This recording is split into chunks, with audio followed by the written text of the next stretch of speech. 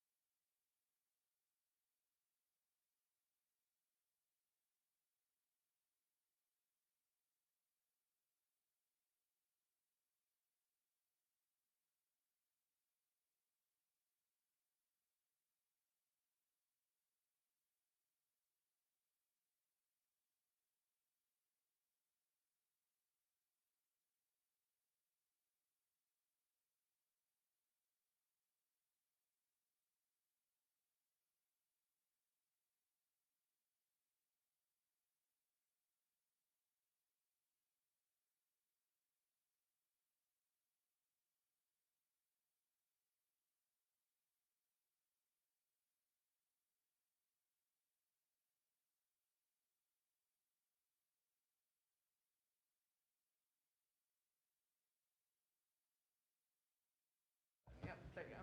Call to order the November 9th meeting. Are you muted? I don't have Zoom going here. I don't know why it's Is there somebody online? Jim Schuler is. Oh, I have to on the turn my call. speaker off? That's what. Here. There we go. There he is. Call to order the November 9th meeting of the Capital Area Regional Planning Commission. First up, public comment on matters not on the agenda. Got a couple of See, we have- attendees. Do we have anyone wishing to speak during public comment? Yes, either Bob or Grant, you wish to speak on anything on the agenda? Steve will have to press his button. Any matters not on the agenda? Yeah, you gotta press your button too. Oh. Okay, yep. I see Bob Whipperforth and Grant Foster as attendees. Oh, Bob is raising his hand, so I will promote him to panelist.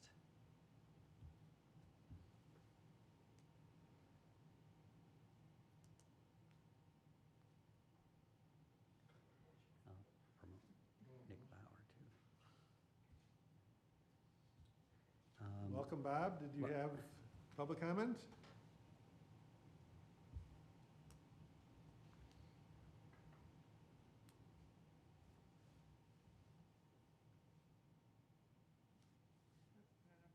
You're on mute, Bob. There you go. Okay, can you hear me now?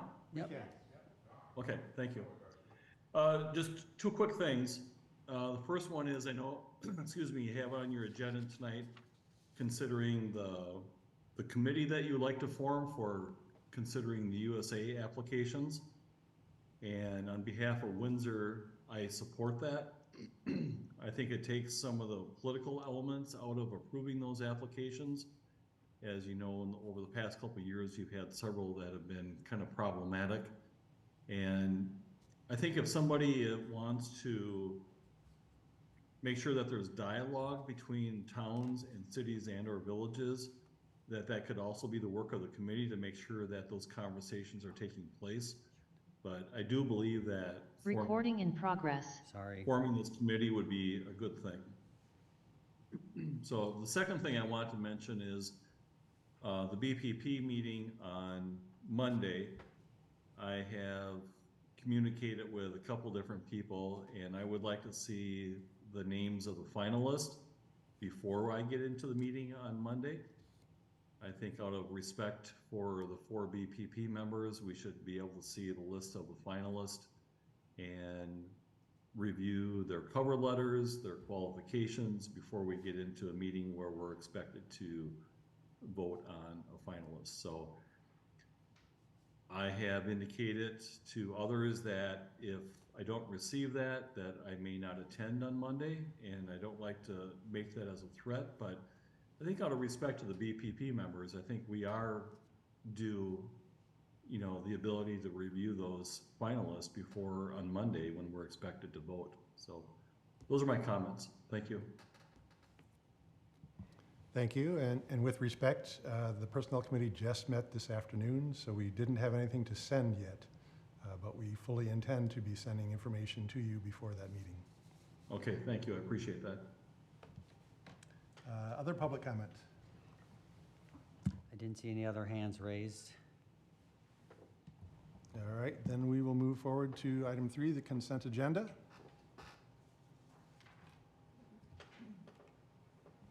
Murphy will move approval on consent agenda. Hampton will second. So motion by Murphy, second by Hampton. Any discussion on the consent agenda? Hearing and seeing none, all in favor? Aye. Aye. Aye. Oh, opposed? That passes. And we will move forward to item number 4, and I'll turn it over to Vice Chair Murphy to introduce the Village of Cottage Grove Planning and Development presentation. Thank you, Mr. Chair. And thank you, everyone that came over to our Village Hall tonight. I'm very happy to host, and I hope some other communities follow, because it's very nice to see everyone in person, so I appreciate that. With that, I'll turn it over to Aaron Ruth, our village planner, and he has a presentation about some of the new things that are going on and how it relates to the regional development framework. So thank you, Aaron, for coming tonight. Yeah, thank you. I can't see the screens. Am I sharing? Got it.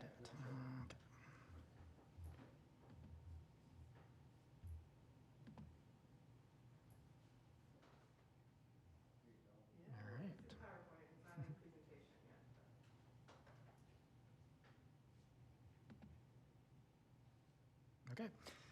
All right. Okay. Yeah, this is a great idea that you guys are taking your show on the road, and we're happy to have you here, and glad so many of you showed up here in person. Just going to take you on a quick tour of the village. Tried to organize this in a way you're familiar with here using your regional framework.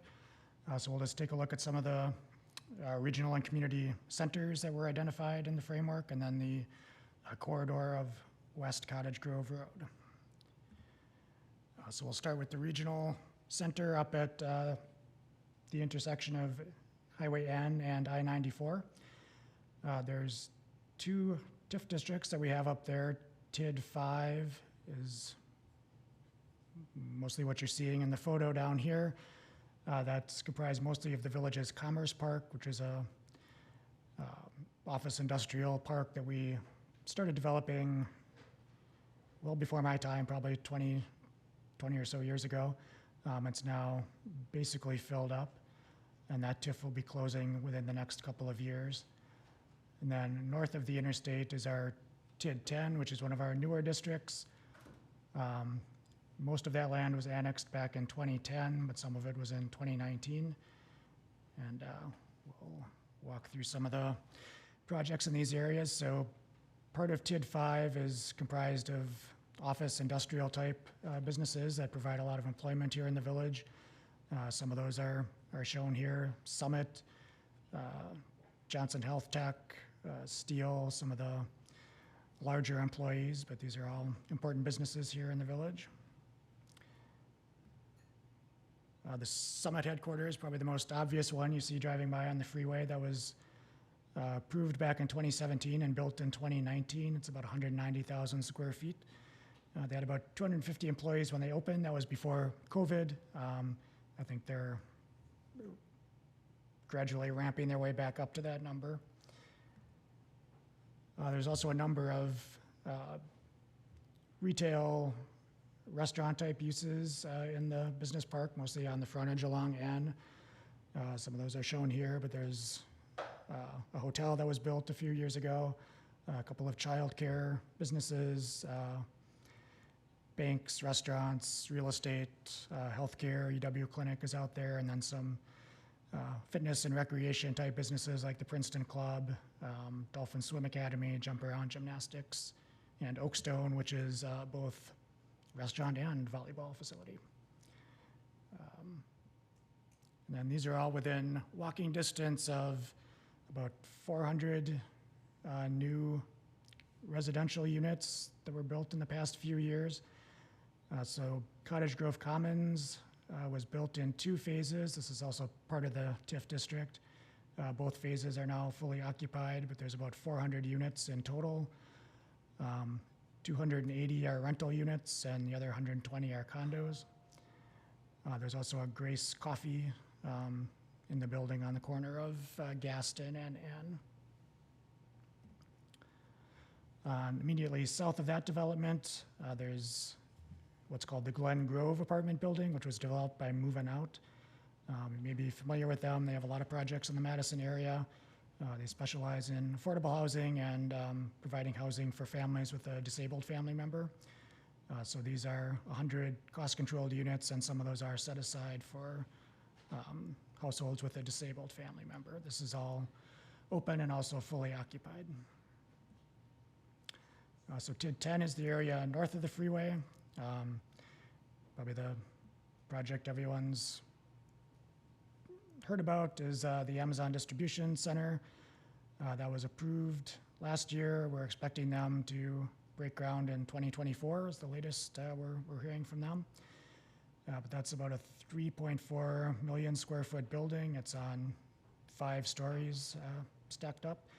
This is one of their middle mile facilities, so no deliveries will happen directly from this facility.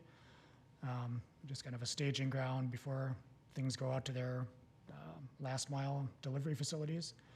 It'll be over 1,000 employees in this facility, and one of the interesting things of all the products they have in there, there'll be nothing larger than a toaster. Anything bigger than that, there's a whole different prototype of facility that'll be done somewhere else. So the next community center is where you are now at N and BB. So that's where the Village Hall is, and it's a little dark out there now, but you may have noticed the apartment complex, which is across the street. That's all new within the past couple of years. 288 townhouse-style rental units. They've also dedicated land that's going to be used for a village dog park that should be opening in 2024. This is just a quick look at the apartments, and then the dog park is back in that area by the pond. Then the existing center that was identified in the regional framework is our kind of historic core of the village, referred to as Old Town.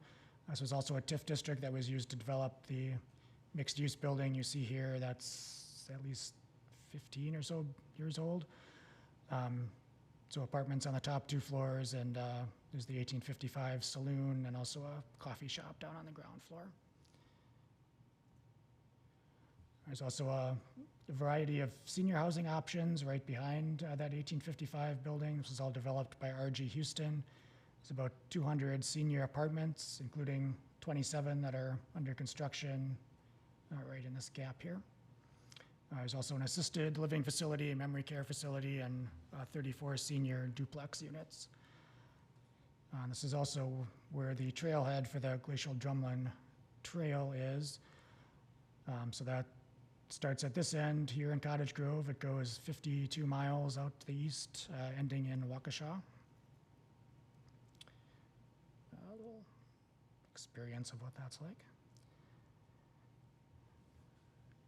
Also near that Old Town Center, we have 2 of our larger parks, Fireman's Park, which is an older park kind of here in the foreground, and then Phoebe Bakken Park, which is a newer community park directly adjacent to that.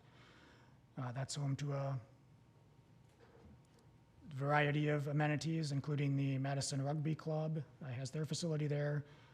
We have several new pickleball and tennis courts, a new skate park, there's a splash pad, and then a very cool project that was built a few years ago. We worked with the Miracle League of Dane County. We donated the land in the park to them. They raised money to build this baseball stadium, and that's all for kids with disabilities. It's a soft surface. They're out here playing most nights during the summer. It's really been a great addition here in the village.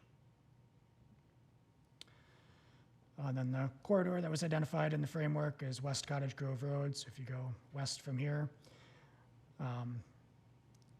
some of the recent projects out there, there's a 50-unit apartment building that was built a few years back. The middle school for Monona Grove, if you're not familiar, we share our school district with the city of Monona.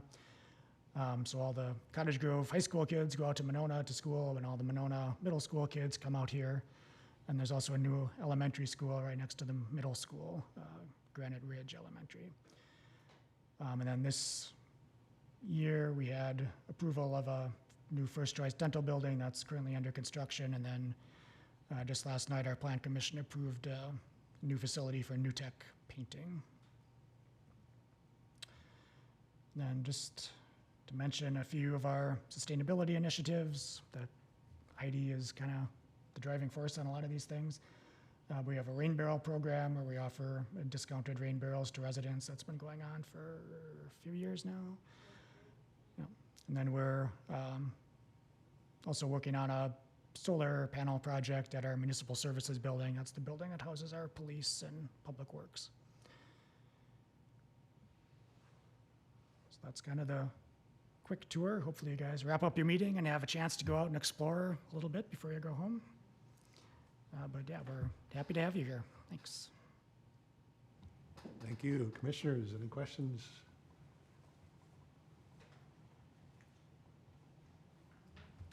Commissioner Crombie. I have just a few questions. So does Cottage Grove have a dog park, the village? Not yet, no, that'll be the first That'll one. be the first one, okay.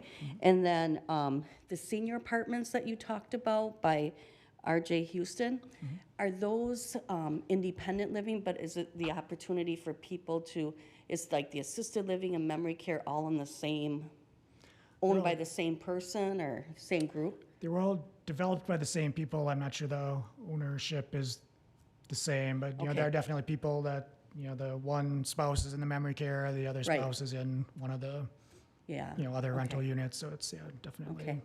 And then I did notice you had 200 condos, which I think is amazing because a lot of communities are not building those. Yeah. So there's a need in our community for first-time homeowners to buy a home.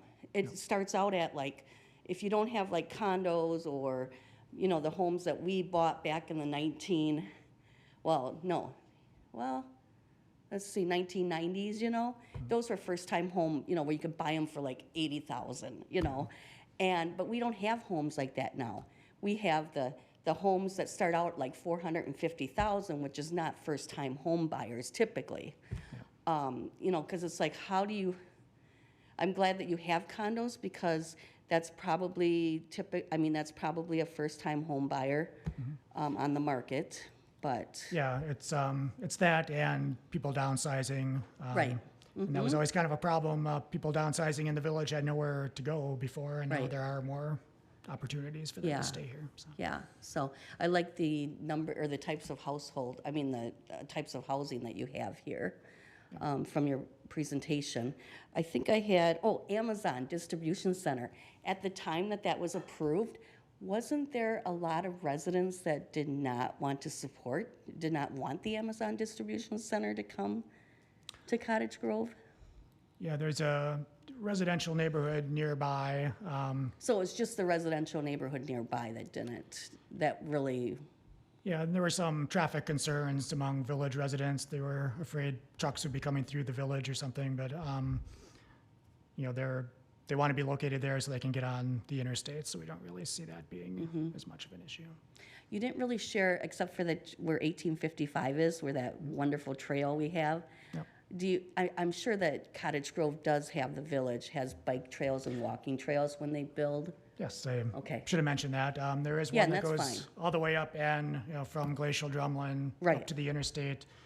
We also continued west from Glacial Drumlin through those parks I was showing. Yeah. So that's out at the western border, and we're eagerly awaiting the DNR and county to bring, the trail out from Madison and connect to that. So, And in terms of transportation for Cottage Grove, they only, you don't have, do you have like a shared ride taxi, or what type of transportation is there in Cottage Grove?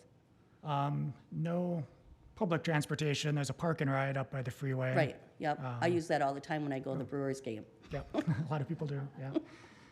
Otherwise, yeah, trying to make some areas more walkable and bike-friendly, but no public transportation at this point. Right, okay. I didn't think so, but I just thought I'd ask what other types of transportation. No taxis? Like a shared ride taxi, or? Don't think so. Yeah. Okay. That's all I have. Thank you. Other commissioners? Commissioner Terrell? Thank you for the presentation and the moving in the movies. What kind of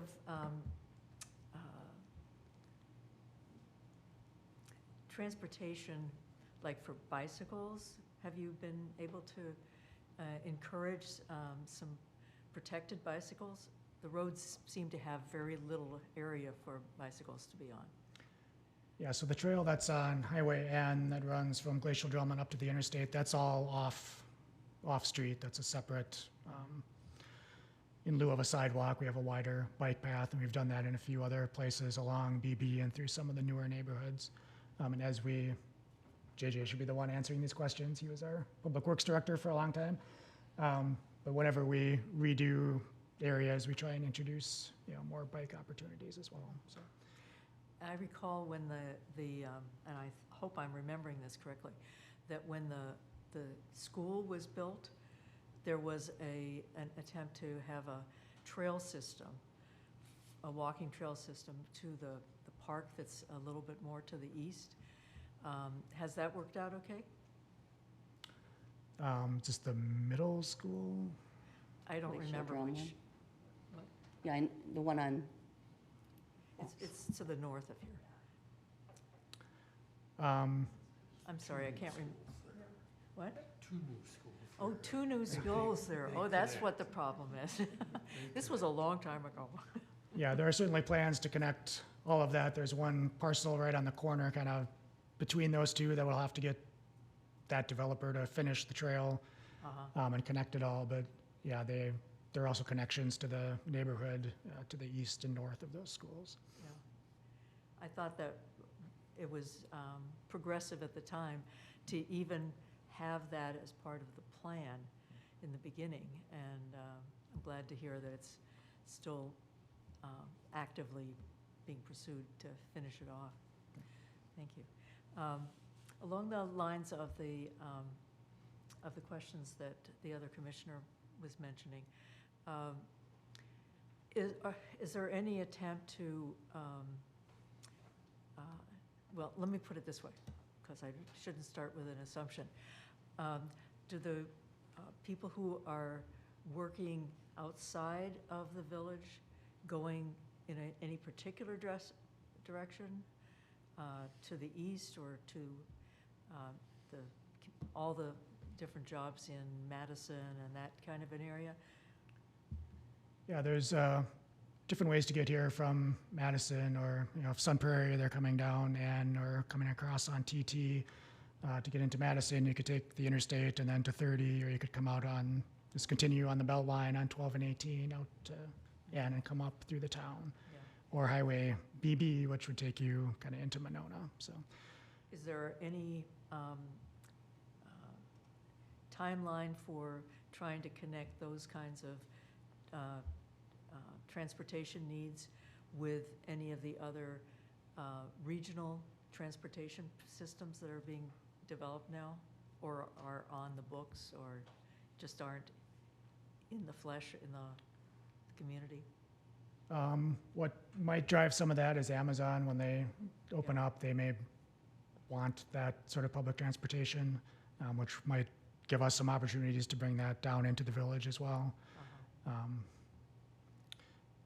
Yeah, otherwise we're kind of working towards getting that density to make, public transportation work, but we haven't really had that Yeah. in the past. Okay. And can you just talk a little bit about what if you have any major water problems? Like, were you affected by the 2018 storm that drove everybody crazy because they thought that they were on high ground, and yet there was a lake outside their front door. Did you have any of that kind of problems? Yeah, we're generally pretty fortunate out here. Again, that's probably a better question for JJ, but yeah, nothing major, certainly. Okay, because we're very interested in water quality and making sure that the protection of those water bodies is part of the land use planning and the building planning. So didn't know if you had any problems to start off with. Okay, thank you very much. Thank you. Commissioner McKeever. Thank you. Thanks for the presentation. I appreciate it. I'd like to follow up on one of Commissioner Crombie's questions.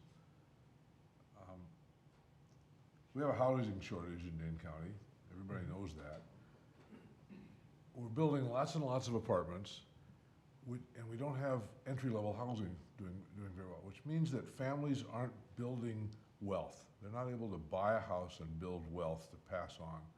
And that's how my generation, and to a large extent the generation after mine, was able to accumulate some wealth and sort of the middle-class American dream kind of idea. And we're not doing that very well anymore. I draw a distinction between affordable housing and workforce housing. I don't know that that's a technical difference. You're going to have 1,000 to 1,500 new employees at Amazon, many of whom will commute in, but many of whom might prefer to live here. I suspect those are decent paying jobs, but not huge paying jobs. Apartments are, I don't know, $1,200, $1,500, $1,700, $2,000 a month in Dane County right now, in most places. I'm wondering what your thoughts are and whether or not Cottage Grove has had any discussions along these lines. What can we do to encourage housing that is in fact affordable for first-time buyers, where they can begin to accumulate wealth, where they can sell that house eventually and move up into a larger house, thereby opening up a house for another family moving up the line. We're not doing a good job as a community of making that opportunity. We're great at building apartments. We're really good at that. But that's not the same. Now, my notion here runs in conflict to some extent to density. It runs in conflict to that. I understand that.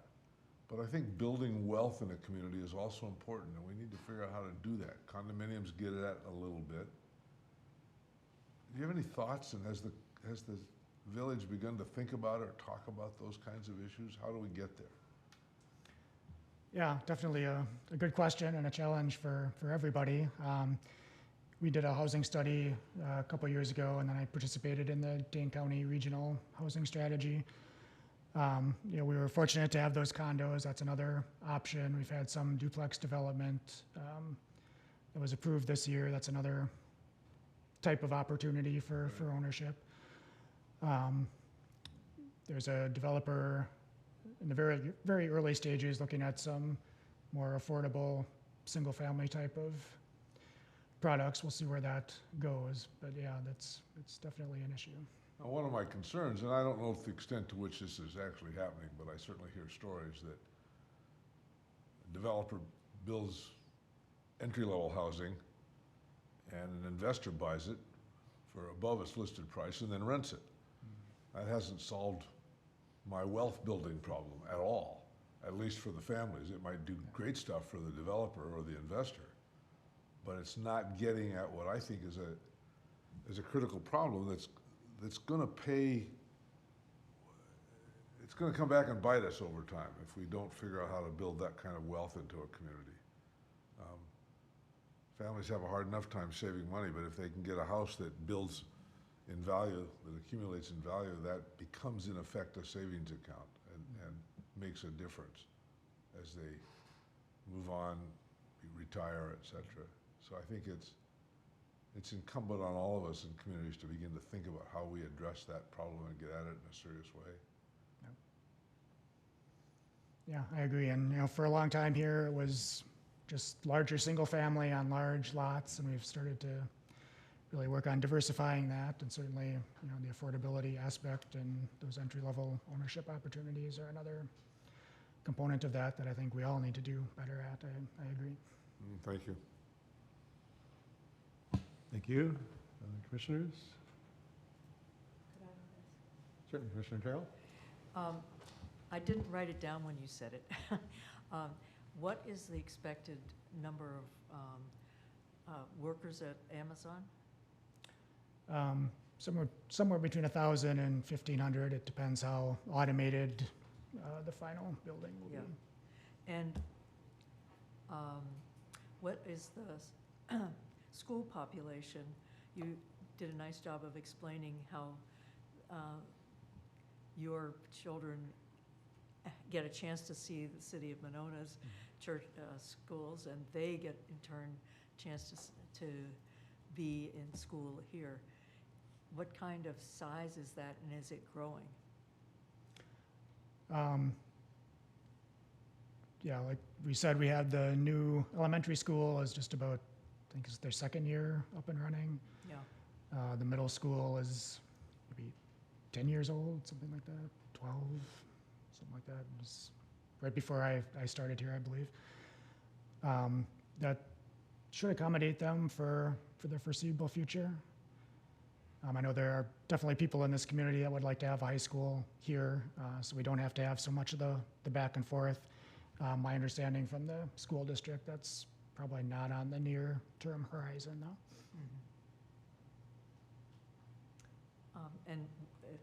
Well, it sort of fits in with all the questions about there's an opportunity for a lot of growth here.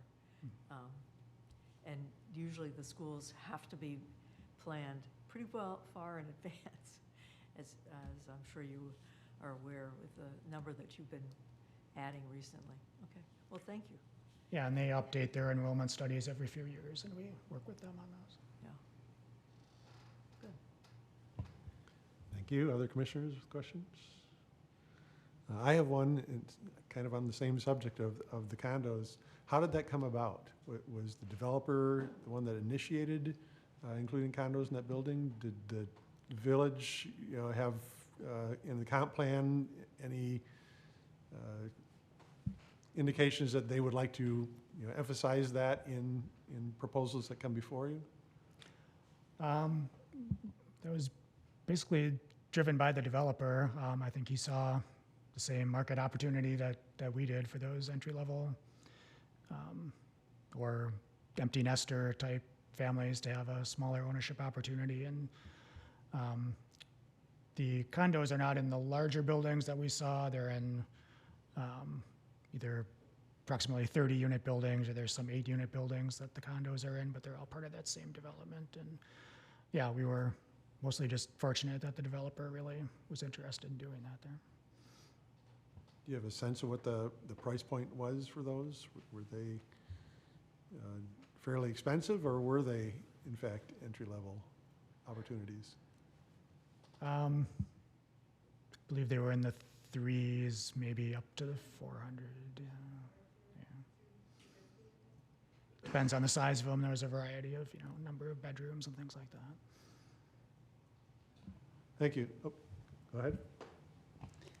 One of the initiatives that CARPC is working on is the Soul Smart designation, which is a national Department of Energy funded program to recognize communities that are taking action to lower barriers to photovoltaic installations through their planning, zoning, permitting, other measures. Is that something that the village has looked into in terms of solar installations and incorporating that into your comprehensive plan or your zoning or your building permit? And would you be, it's the village discuss the possibility of pursuing a Soul Smart designation yourselves?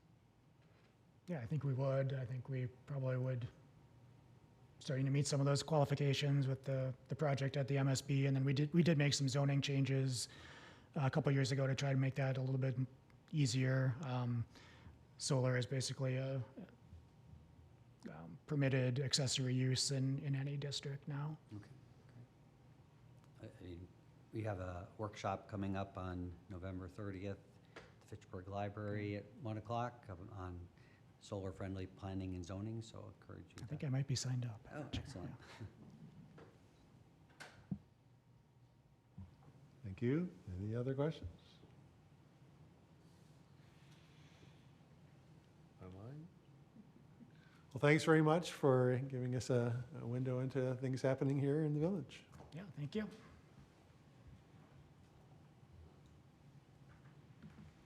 All right. Next up, item 5, strategic planning preparation, urban to rural transect. We have a staff presentation on our upcoming strategic planning.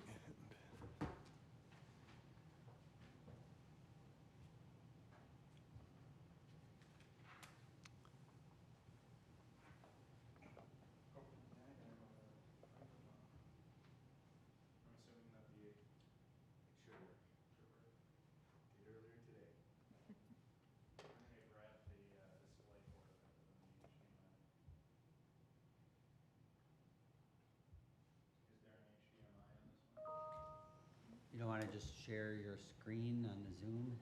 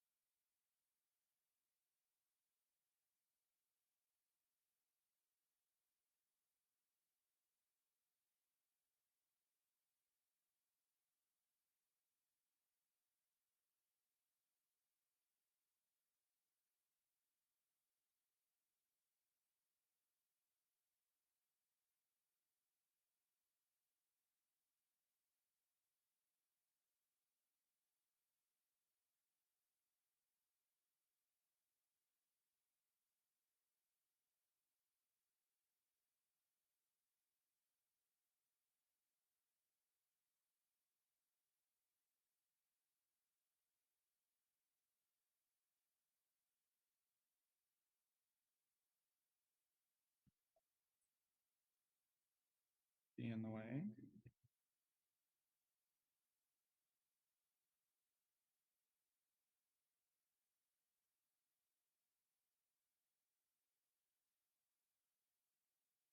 Steve, are you able to mute me?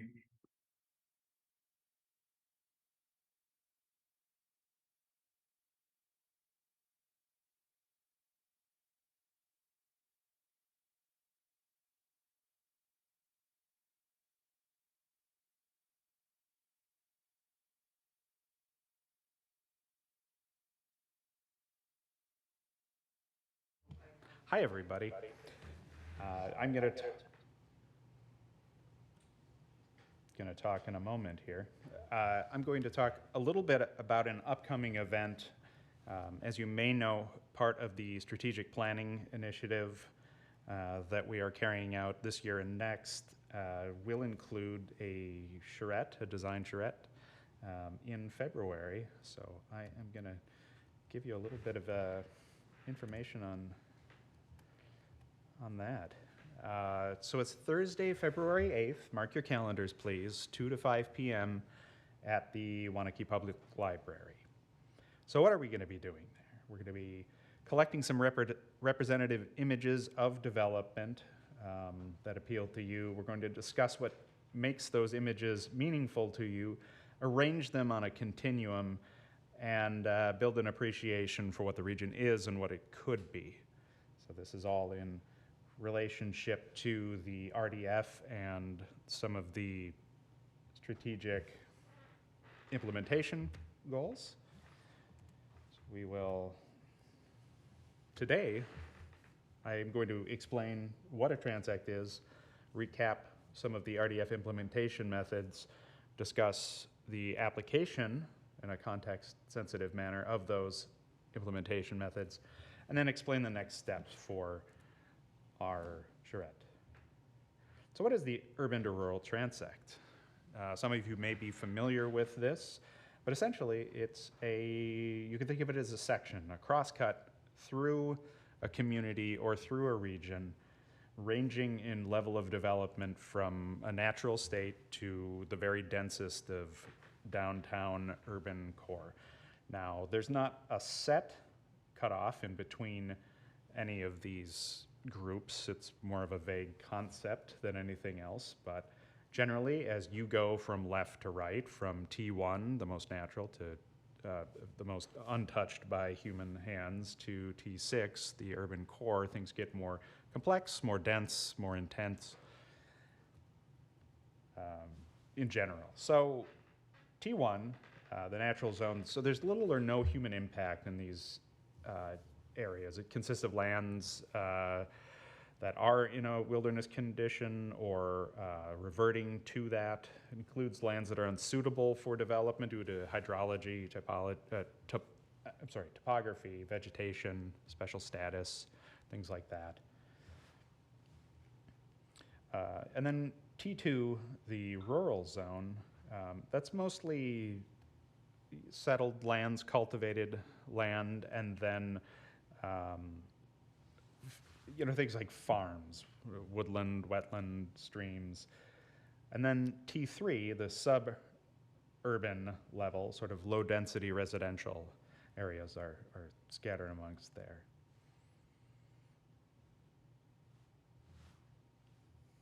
Sorry, I'm not able to advance my slides with a tab or an arrow or anything. I have to physically select them in this weird setup.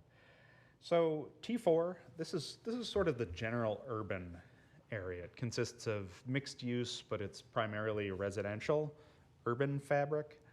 It's a wide variety of housing types, attached, detached, that are found in this zone. Setbacks and landscaping requirements vary a little bit. Streets, curbs, sidewalks define small to medium-sized blocks in this area. And street connectivity is fairly high. T5, the urban center, comprised of higher density, mixed uses that provide things like retail offices, rights of way, uses an apartment. Setbacks are minimal or non-existent in this area, and buildings are close to the sidewalk, which are rather wide at this point. So there's a tight street network forming smaller blocks, higher connectivity in this. So you see kind of as we're progressing how things become a little bit denser, a little bit more intense. And then T6, the urban core, consists of the highest density and intensity that there is on the continuum. A high diversity of uses, very wide sidewalks, good street connectivity. You know, this is like the central business district or the downtown core.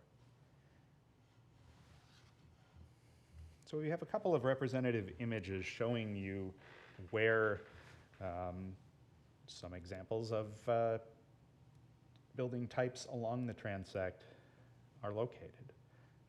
Now you'll notice that it doesn't necessarily correspond to where it is or how far it is from the metropolitan center, the Isthmus, downtown Madison. But just a couple of quick representative images about what I was talking about. You know, going from a very rural, very natural state to, you know, beginning of the suburbs, strip malls and things of that nature. And moving up the continuum, here's Williamson Street, Rearley Street, for T4, T5, that's actually a picture in Mount Horeb. So like I said, doesn't necessarily matter where it is. In the region, though generally speaking, if you're looking at a region, there's a center point and things are lower on the transect the further out from that you are. And then T6, downtown Madison. This probably not a perfectly representative picture, but if you know what's beyond those railroad tracks and down the hill a little ways, you'll get sort of what I'm talking about. Things like the Constellation and Galaxy and the other higher rise buildings there. So you probably know the answer to this question, or the answers to this question, but I'll go through some of this real quick, just in case. So the development patterns and practices are the way that we're going to implement the RDF.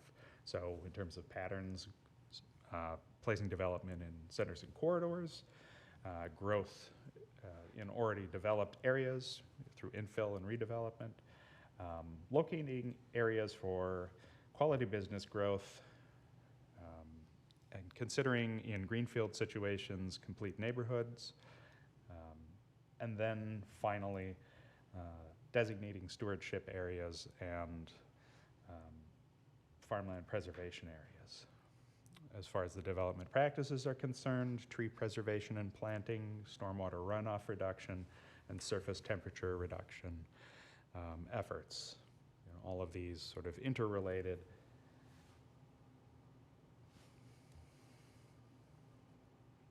One thing to note about the transect and about the implementation of these RDF goals is that it needs to be done in a context-sensitive way. So communities have different characteristics and functions throughout the region, but all of the communities do have a unique role to play. Not all the implementation of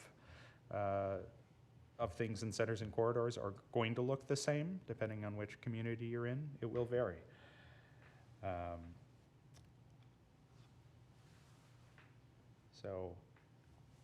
The different transect zones are going, like I said, are going to look different depending on community. There's the crosscut through the county won't always pick up every single one of those 6 stops on the transect. Transect's a tool, it's not a rule, but it does offer general guidelines to different place types and creating a sense of the built environment through transitioning, you know, making things gradual in nature. So, what is the assignment? What are we going to be doing?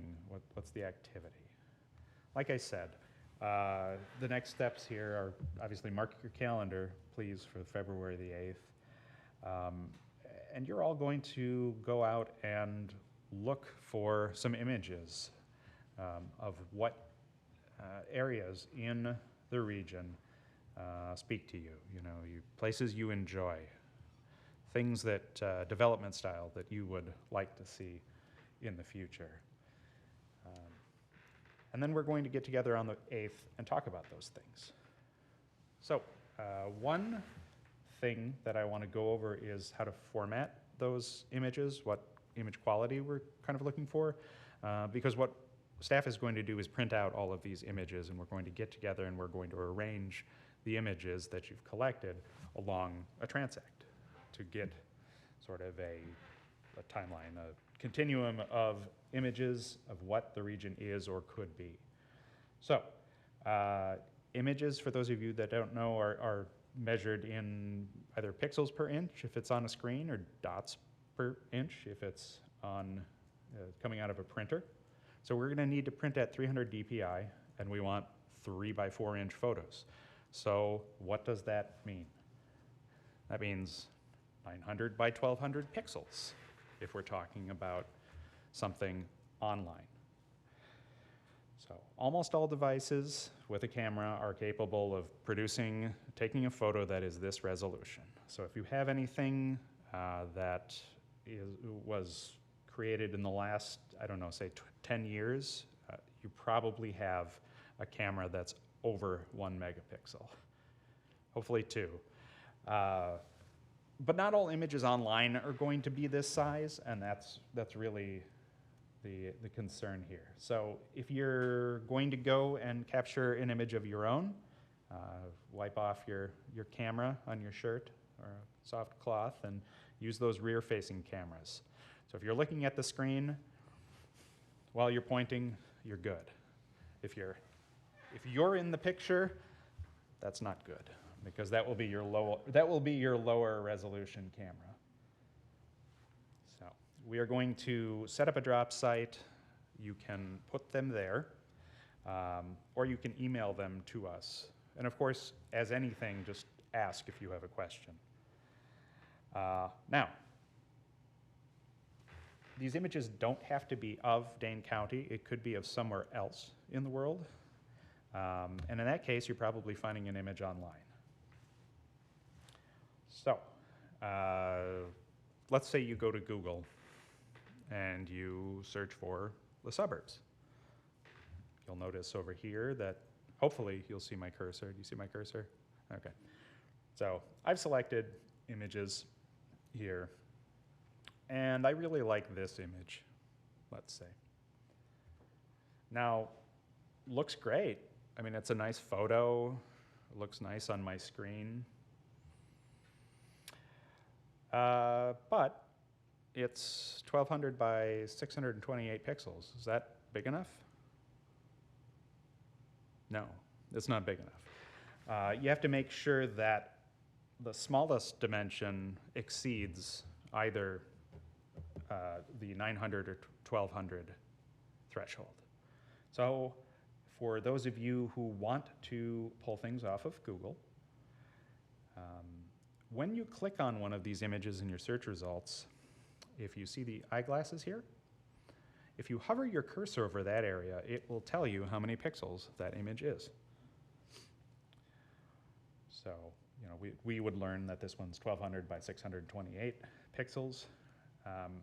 One way to make this a little bit easier and narrow it down is to, you see where our eyeglasses are, click on the Tools button, and down will roll this bar. You want to select large images, and just for copyright purposes, maybe select Creative Commons items so it isn't you know, something that's supposed to be credited to a photographer. And you're good to go. You have any questions on that? Again, you can always ask us. We'll send out an email tomorrow with the instructions recapped real quickly about where to submit them, how to upload them. So again, those pictures, find multiple pictures. Find pictures from around Dane County or outside of Dane County, places that you enjoy being, that speak to the sort of development you want to see in future. So one last thing to keep in mind is that you're going to need to select a favorite out of those images that you pick. So remember which one's your favorite, because you're going to talk about in smaller groups the experience of being in that location, why it's special to you, and what aspects of the RDF it is reflecting. So That's all I have, and I will see you in February, if not before then. Any questions? Yes? Have you answered the question, who's going to be involved and invited to the charrette? I didn't answer that question. That's a good question to ask. Staff, commissioners, we have a facilitator who will be joining us. Allison, you may remember her from the last time we did strategic planning. Steve, anybody else that's invited? That's really the Yeah. staff and commissioner. Yeah. We will have another event designed for inviting our partners, our both local officials and community leaders and regional agency members.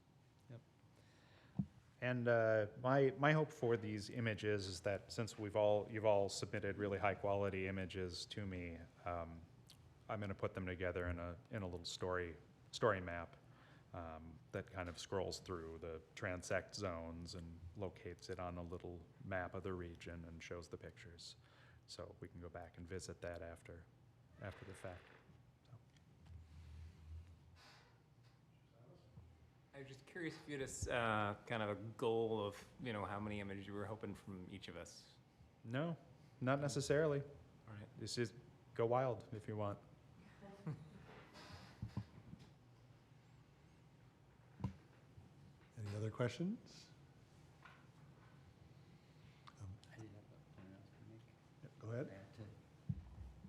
Yeah, I think the idea is we also don't want to wait till, February 7th, to collect all these images. And in fact, I think it would be actually a good way to do it would be to collect images starting, even next month, and start adding them to this storyboard, this story map that Sean will put up, and we can, watch the progression of images being added to it and, leading up to over the month or two prior to. And so I think that would be and maybe at the December or the January commission meeting, could, part of it, an agenda item could be looking at what we have so far or something.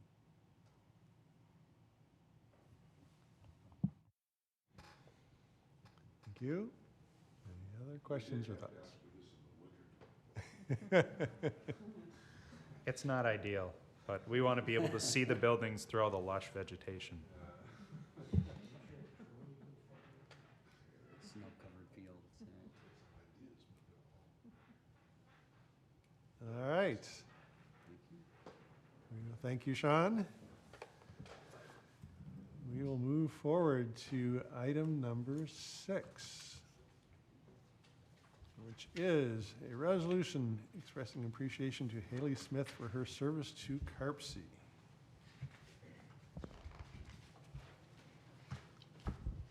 I'll move approval. I'll second. Motion by McKeever, second by Terrell, for approval of the resolution 2023-10. Is there any discussion? Commissioner McKeever, followed by Commissioner Terrell. This is a fine resolution, and it's similar to others we've done in the past. And I don't have a rewrite for it, but it does not begin to express my appreciation to Haley for the quality of the work she did and how attentive she was to our needs. So I just like the record to reflect that she did a tremendous job. She was a pleasure to work with. She was attentive and helpful, knowledgeable. And it's a fine resolution, but she needs a bottle of champagne or something. You just liked how she fed us. Thank you. Commissioner Terrell. Well, I was going to not say that, but I do think that we have been lucky. Oh, I'm sorry. No, I hadn't put mine on. We have been lucky with the staff that we've had. And Haley worked from the fine work that was done before, but there were changes in outside forces that made it necessary that she rethink how we were doing a lot of the financial stuff. And that's something that was really hard to find people who could do that, and she did an excellent job at that. And of course, it'll happen again. I mean, there will be some other changes in the future. So we'll be always looking for somebody who is thinking ahead and recognizes how all the work that's been done before just may need to be shaken around a little bit to still be very useful. But she did an excellent job at that. Thank you. We did have a get-together for Haley. Yes. There was no champagne, but there were beers. I'm not sure what Haley was drinking, but, and I did tell her directly on behalf of the commission that she made a difference. And that the work that she did here was, made things noticeably better, and that we were appreciative. All right. We will move forward then. Oh, we have to have a vote. All in favor of Resolution 2023-10? Aye. Aye. Opposed? That motion carries unanimously. Thank you. Next up is adoption of Resolution 2023-11, establishing an ad hoc CARPC Water Quality Planning Committee. It's an actual item for us, but it's up for discussion as well. So we have some people that like to speak to that item. Opening statement. And yes, it was, oh, yes, sorry. And Agency Director Steinhoff has some opening remarks on the resolution. Thank you. Yes. Thank you, Chair Pfeiffer. And this is too long, so I'll try to move through it more quickly. But I did ask if I could make an opening statement to provide context and maybe better explain some of the reasoning behind this proposal. And first, I do want to state clearly what this, the purpose of this committee is not. It is not to change the legal role or the decisions that we are making about urban service area amendments. The purpose is to make Commission USA review consistent with our legal status, our mission and vision, our adopted regional plans, the past decisions made by the Commission, and our agency operations. In effect, it's to, so to speak, right-size the scope of Commission USA review with our purpose, mission, and operations. Since maybe I'd like to touch just a little bit more on each of those facets. In terms of our legal status, the state RPC legislation does not mention water quality planning or urban service area amendments. Rather, it focuses on preparing a regional land use plan and providing resources and other aspects.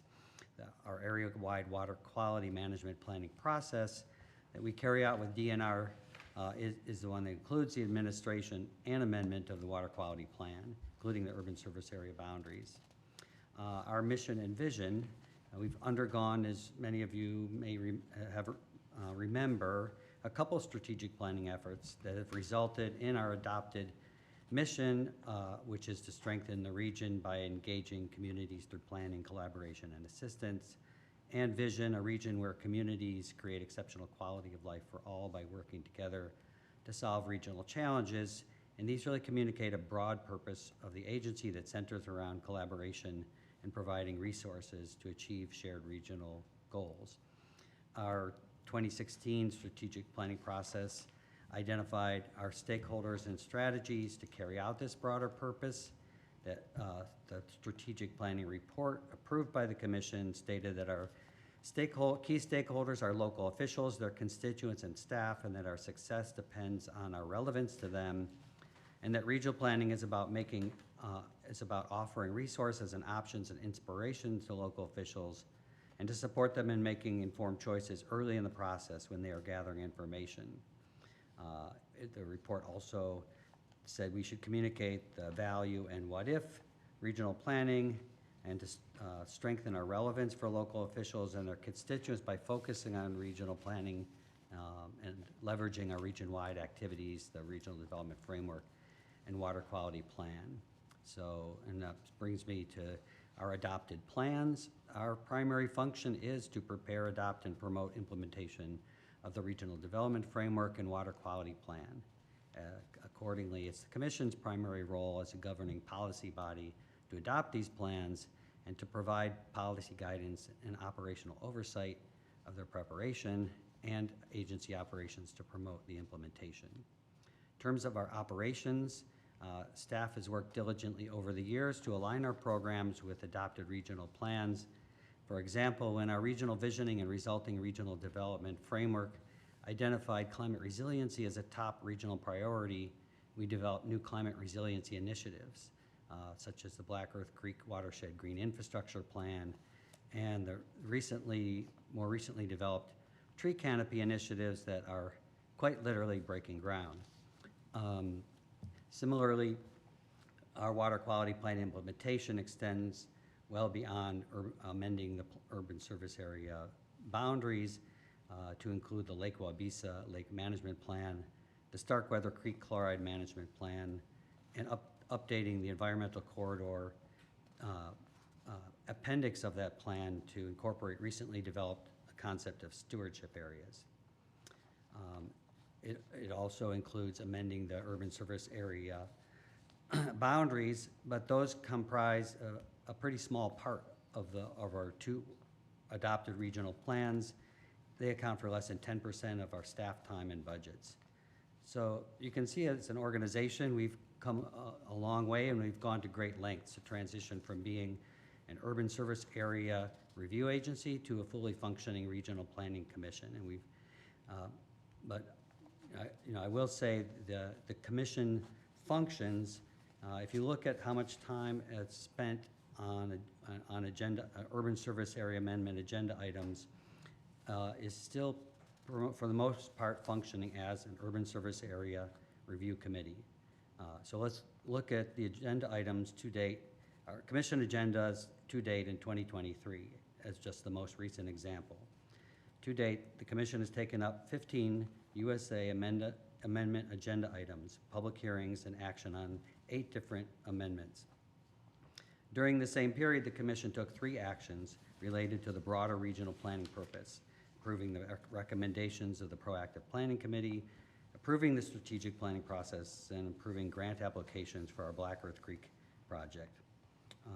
In addition to these actions, the commission heard presentations, 4 related to RDF implementation, such as performance indicators, and 3 from communities, including tonight, about local planning and development and how it relates to the framework. So 3 actions, 7 information reviews compared to 15 USA amendment. So clearly the commission has given the greatest share of its attention on reviewing development concepts at the end of the planning pipeline at a local instead of regional scale, leaving little room and attention to fulfill its primary purpose, which is to promote implementation of the RDF and the water quality plans. So now we are at a critical juncture. We're about to embark on the strategic planning process to align our governance and operations with the type of relationships we said we want and need in order to effectively influence local decision makers to implement the regional development framework. After more than 7 years of regional visioning, planning, program development, proactive planning deliberations, it comes down to structuring our agency to best carry out one of our core functions. So the question then becomes, how will you as commissioners be able to focus on those big picture issues if you likewise are focusing on the review of urban service area amendments? How will you be able to devote the time and energy needed for successful strategic planning if our meeting agendas are dominated by USA amendments? And given that attendance at commission meetings has recently become an issue, these are important questions. And the question about what about the new executive director? Won't his or her effectiveness in leading staff, building relationships, representing CARPC, and focusing on regional plan implementation be hindered if they also have to devote time and focus on Commission USA reviews? So I'll wrap this up by returning to my opening point. I absolutely do not mean to say that urban service area amendment process is not important. It is. It is clearly an important part of the water quality planning process that ensures that urban growth will have minimal impact on water quality and quantity. What the Water Quality Plan Committee would do is treat the USA amendment process within the scope of commission review that is commensurate with its place in our overall regional planning structure. Taking up water quality plan considerations within a committee can allow the commission to focus on policies and oversight related to implementing our regional plans. We don't know yet what that will look like, but we can learn from the other RPCs, none of which focus primarily on USA amendments. As I said, but bears repeating, the water quality plan does not change the USA decisions being made. It moves them to a subset of the full commission. There will still be public hearings and recommendations made to DNR. The proposed committee, consisting of one commissioner from each appointing authority plus the CARPC chair, may send a USA application to the full commission for consideration if objections are raised before or during the public hearing. Thus, it retains a function of full review when needed, but enables committee processing when amendments are straightforward and without objections, which is the case for most of them. This is the same policy as we use for our minor USA amendments. Finally, recognizing that this is new and a change, the committee will operate on a trial basis with a sunset date proposed for 9 months. So thank you for sitting through my lengthy opening statement, and thank you for your attention.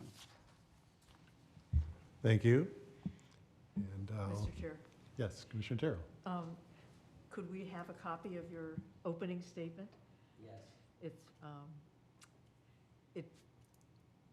makes more sense than some of the paragraphs that are in this formal type of presentation. So I think it will be very valuable. Yes, I will do that. Thank you. Yes, go ahead. So I know that the Dane County Towns Association, The other side. there we go. I know that the Dane County Towns Association Executive Committee has been in touch with you, Chair Pfeiffer, and they have concerns, questions. They were really taken by surprise at this recommendation for an ad hoc committee to move USA amendments to that. I know, like, one of the concerns is if there's only one representative from each constituent, and if for whatever reason they can't make it, then that isn't represented at that meeting. And that's why there's like 2 of us from the town association on this body as well as others. So the executive committee meeting is next week, where I presume you're going to attend, and it's on their agenda. So I would really like, well, I'm going to make a motion to postpone this decision on this matter until the next CARPC meeting, because I think it would be appropriate to have the Dane County Towns Association Executive Committee hear more about it and be able to give feedback. So that's my motion. Thank you. We have a motion. Do you have a second? Second it. Motion and a second. Further discussion?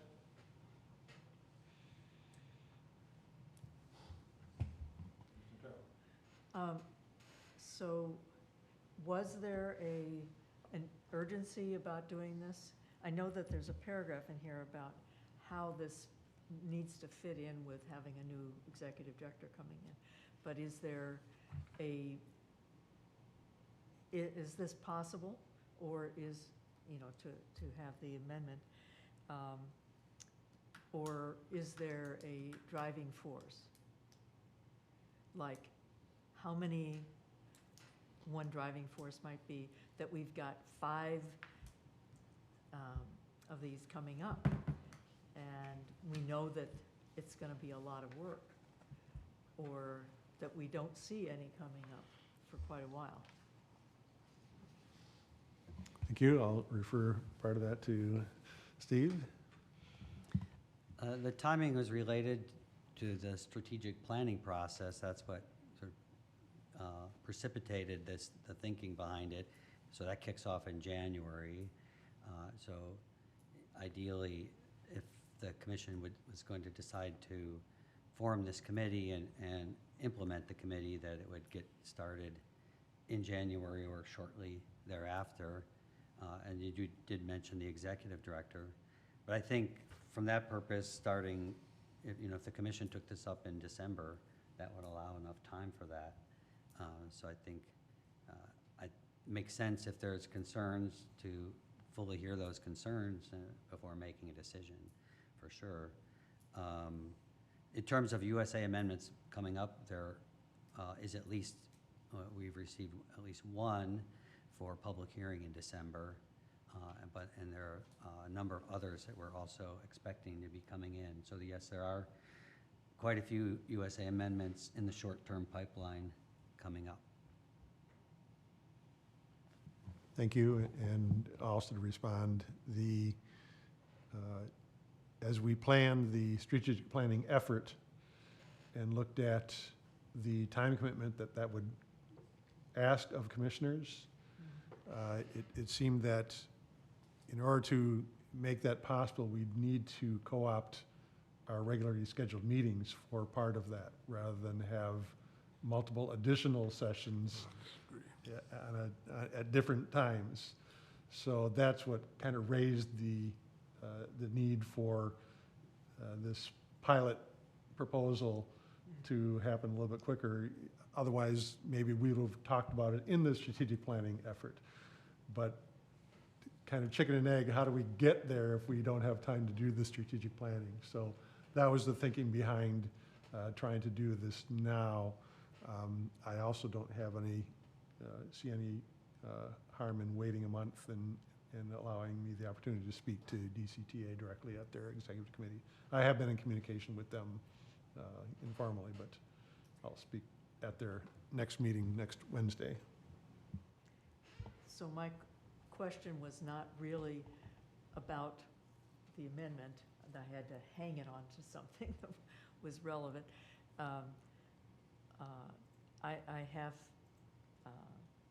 I can see that this will be not an easy process to set up and have the confidence of all the different commissioners and what they represent on the committee, on the commission, but also the people who are looking in. So I think we're going to have to, whose neighborhood is going to be changed or something. I don't think we can underestimate how much time it's going to be to switch this program.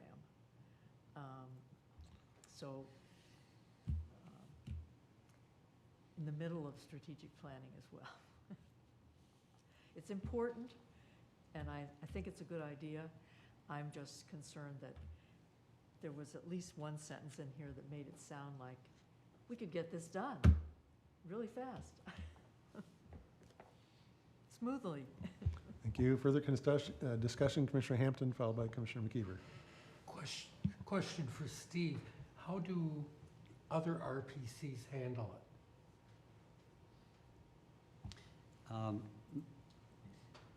So there's 9 RPCs, and I think there's 3 others besides CARPC that have designated water quality planning activities. We're the only one that amends on a project-by-project basis. The others create urban service area plans for an urban service area, like, sort of like somebody would create a comprehensive plan or something, and then it's updated on a regular basis, like on a 5-year cycle or something like that. So, that's the way that most of the other RPCs handle it. They treat it, so they look, urban service area amendment, 5 years go by, there's updated population and growth projections, and they will identify the need, and if there's a need to expand them, they will look at expanding them. And none of the other regions are growing as fast as us, so the need to expand urban service area boundaries is not nearly as acute as it is here. That's the way they do it. Thank you. Thank you. I seconded the motion because I agree with it in part because this is the first time I've seen this. I've had no opportunity to consider it and think about it. But as I read the resolution, there are some inconsistencies. Just in terms of how it's worded, there are some inconsistencies. There's at least one sentence that has got typographical errors in it. It just doesn't make any sense. I just don't think this is ready for prime time. I have a number of other concerns, but technically, I think we're negotiating, we're discussing a motion to table, and I don't think that's debatable. But I'm not sure about that. And it's a hard thing for me to say because I got lots I'd like to say, but I'll let it go at that. Thank you. So, we do have a motion to table till Well, I the next think meeting? we have a motion and a second, I think. And a second, yep. We can make it a motion to table if that's more appropriate under Robert's rules. I don't, I'm not an expert on those well, things. your motion to postpone is the same thing, I think. I did postpone. I'll make it either one, whichever you think is appropriate. So I think motion to table. I'll second a motion to table. All right, all in favor? Aye. Aye. Aye. Opposed? Motion has been tabled to be reconsidered at next meeting. Thank you.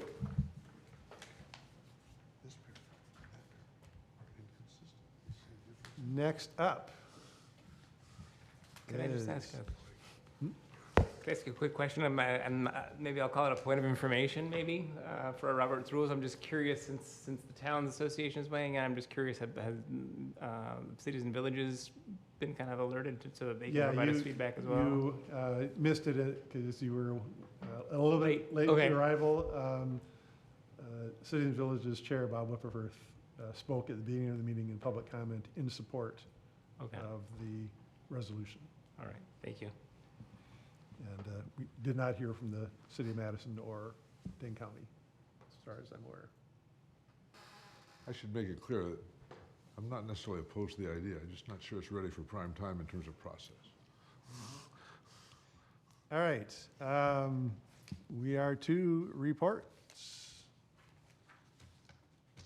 Reports A from Executive Chairperson, Executive Committee, Personnel Committee, and Strategic Planning Committee. Executive Director Recruitment, I'm sure everybody is curious. It is a confidential recruitment, so we can't really tell the details, but the Personnel Committee did meet this afternoon, and they directed me to prepare a slate of candidates for the VPP for next Monday's meeting. And I'll be putting together an informational packet for them to consider. And they will be meeting on Monday, and we'll see what results from that. Will you be able to get that packet out to tomorrow? Yeah, I'm going to be up late tonight, I think.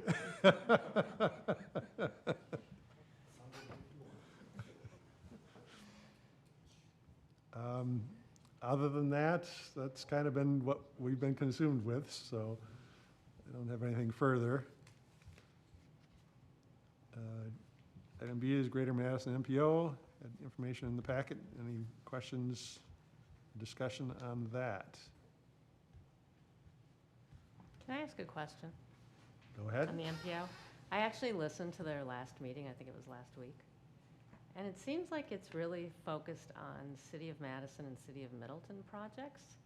And my takeaway was, but they expect money from like all the villages and towns because it's in the region's best interest. Is that inaccurate? I mean, that's the first one I've listened to in a while. I mean, is that an accurate takeaway? The MPO's jurisdiction is not the same as ours. It's the metropolitan planning area, which is redesignated periodically and actually shrank in the most recent federal designation. I think, like, for instance, the Village of Oregon used to be in it, and now it is not. But I couldn't tell you the exact boundary of it, but yeah, if they're seeking contributions from all the towns in Dane County, most of the towns are not within the MPO's planning area. Now, that doesn't mean they don't do activities that benefit outside of their specific charge, but it's on them to make the case for their value, I think, in those situations. Anyone else have comments? Yeah, it's very fragmented. Worse than school districts. All right, then on to C, Agency Director, Division Director, Community Regional Planning, Steve. Yeah, a lot of my time has likewise been focused on recruitment and administrative issues. So we are in the process of interviewing for entry-level environmental engineer position.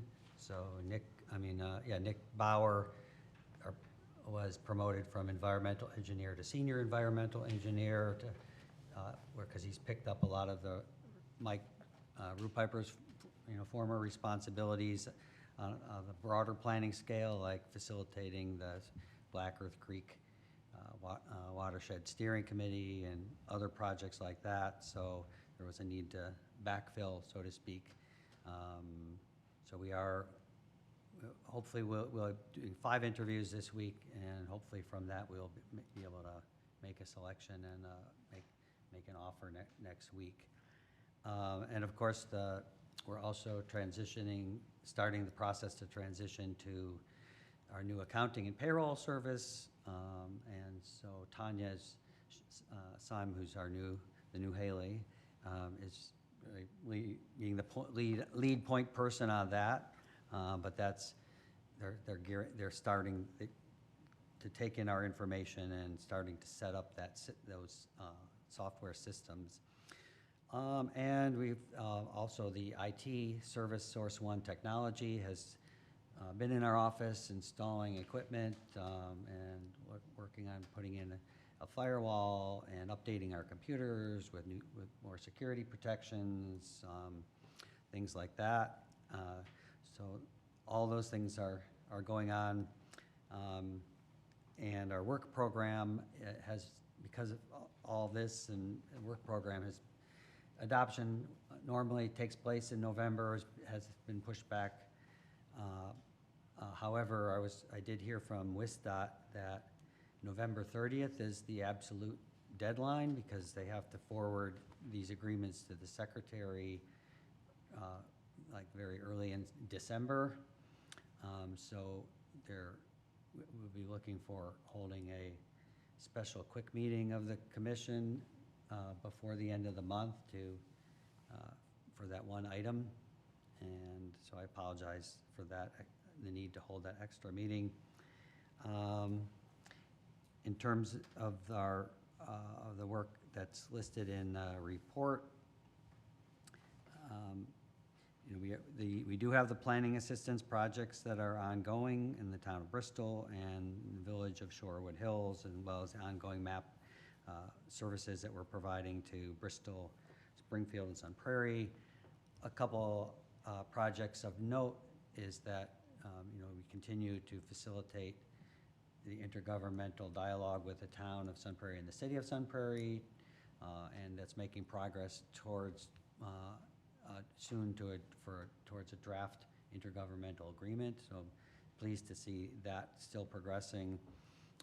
I serve on the steering committee for 2 neighborhood planning projects in the city of Fitchburg, the South Stoner Prairie and the Greenfield neighborhood. They're sort of on opposite sides of the southern end of the growth area of the city, and those they hired a consulting firm to lead that, MSA, and it's written into the contract with MSA that this process will be designed such as to identify future urban development areas that seek to meet the criteria of urban service area amendment qualifications as well. As part of our general thinking of being more involved early. Both of these projects are key projects to where we're being more involved in the early stages of these planning processes. And the Fitchburg neighborhood planning will look at reviewing and incorporating to the extent they can, the regional development framework strategies. Also working with our staff to identify and look at the environmental resources inventory in these areas so that we can sort of queue up the, what's needed for the urban service area review and make that a more efficient process on the back end. There's a concept out there that this could, a future urban service area, if the, could be identified, that could be presented to the commission for some level of acceptance or approval, and could serve as a basis for more, easier urban service area amendment review of amendments that are consistent and adhere to that future urban service area plan and local plans. So these are the kind of concepts and projects we're working on that I think have some potential. You know. Thank you. Questions for Steve? Yes, Commissioner Terrell. That sounds like something that we need to make sure that the other communities who wouldn't normally be reading the Fitchburg minutes and stuff like that are aware of, because if it is successful, which I hope it is, then it's a chance to see what might be presented to other communities as probably through the intergovernmental agreements and stuff. I don't know exactly how that all would work, but there's already a mechanism for many of those communities to talk to each other and work out difficult land use and property interests. So we should take advantage of that, but also make sure that we get the information out so that other people can understand. We're not just surprising them on it. There's a demonstration going on right now. Yeah, I hope that these will serve as pilot projects and as examples. These came about as a result of the conversations that David and I had with communities as part of the proactive planning committee process to talk with them about ways that we can better work with them on a more proactive planning process and identify a role that we can specifically play is facilitating intergovernmental conversations as a regional agency. And the two areas that sort of took us up on that were, like the mayor of Sun Prairie, Mayor Esser, and Lyle Updike in town of Sun Prairie, both, were wanted to do that, and then City of Fitchburg also. I will say we tried to sell it in other communities as well, and heard more or less that they were too reluctant to involve CARPC early in the process for fear that it would be used against them during the urban service area amendment process. So, that's another reason why looking at to change that process as well, make some changes to that process, because it has served and does now continue to serve as that type of barrier. But hopefully these pilot projects will be ways that can show other communities that there is a value in a proactive engagement with CARPC and can overcome those obstacles. Thank you. And yeah, that was definitely an explicit part of the outcome of the proactive planning, is to find opportunities to show how this could work and spread the word to people that might be more reluctant to be the first ones to try. Yeah. Any other questions for Steve on his report? Hearing none, we move to the report on environmental planning. And I think we have, is Nick is on, yep. Nick, turn it over to you. Here. Can you hear me okay? We can. Yeah, I don't have too much to say on this one. Basically, all these big initiatives are just kind of, keeping going, keeping moving forward. Quick update on the water quality plan amendments and SSA USA amendments. We've finally gotten a break. We don't have any currently active, although that will change come Monday. I am expecting a final application for the city of Verona, the Epic expansion. Then they're still expecting 2 more from the Village of DeForest yet this year. Was kind of expecting them at the end of this month, but we'll see when those exactly come in. Overall, we're trending above average on the total number of amendments that we've processed this year. Then kind of on the other end of it is the consistency reviews. You can see we've had 6 reviews in September, or sorry, I believe that should be October. But basically just they've got finally slowing down and end of the year, end of construction season. So kind of slowing down in that area. We're trending to be slightly below our total number from last year, but still kind of closing into that 100 total reviews throughout the year. So that's kind of the update there. And again, not really anything else to report, anything else new on the rest of these. So can answer any questions. Otherwise, that's all I have. Thank you. Questions? Yep, Commissioner McKeever. Thank you.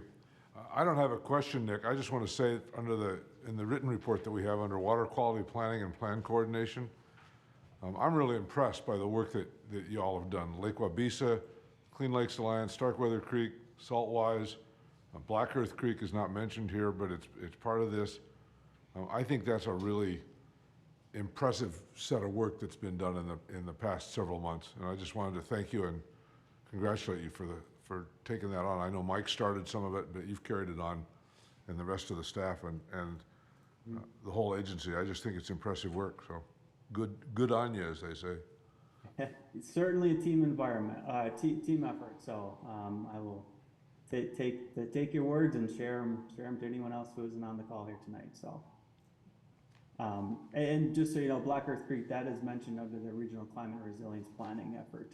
That technically is fallen under that bucket. Oh, there it is down there. Okay, thank you. Yep. Thank you. Any other questions or discussion? I'll just add that whoever the new executive director is, they'll be lucky to have the staff that they will be getting. Agreed. I did want to back up and just make one more comment about the recruitment process for the executive director. Just to provide a little information, we conducted our first round with Zoom interviews and had in-person interviews. And we also provided staff the opportunity to talk with all of the candidates when those in-person interviews took place, so that we could then get their perspective as well. We had 3 finalists that we interviewed, so I think that was very valuable to get staff's input in the process versus having the commission make this decision on their own. So it was highly valued to hear what they had to say.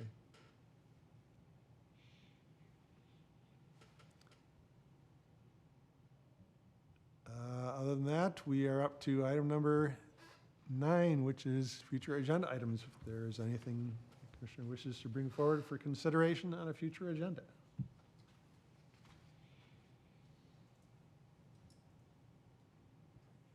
Hearing none, we seek one final motion. Motion to adjourn. Motion by Hampton. Second by Richardson. All in favor? Aye. Aye. We are adjourned. Thank you very much. Recording stopped.